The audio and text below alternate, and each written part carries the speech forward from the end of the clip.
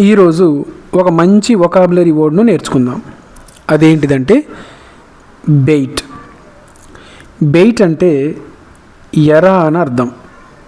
అంటే చేపలను పట్టడానికి ఉపయోగించేటువంటి పదార్థం. ఓకే, మోసం చేయడానికి ఉపయోగించేటువంటి పదార్థం. దీన్ని బెయిట్ అని అంటాం. రైట్. అయితే ఇంకొంత డీప్గా దీని యొక్క అర్థాన్ని చూద్దాం. జంతువులను పట్టడానికి వాడేదాన్ని బెయిట్ అంటాం. అంటే ఎర ఉపయోగిస్తాం కాబట్టి బెయిట్. అదేవిధంగా మోసం చేయడానికి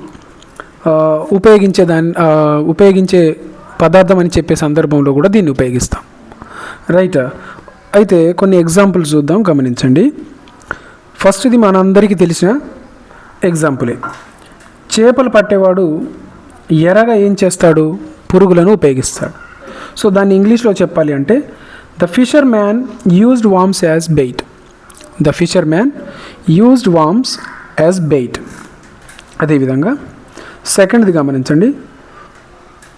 దొంగ వాళ్ళను మోసం చేయడానికి డబ్బును ఎరగా వాడాడు.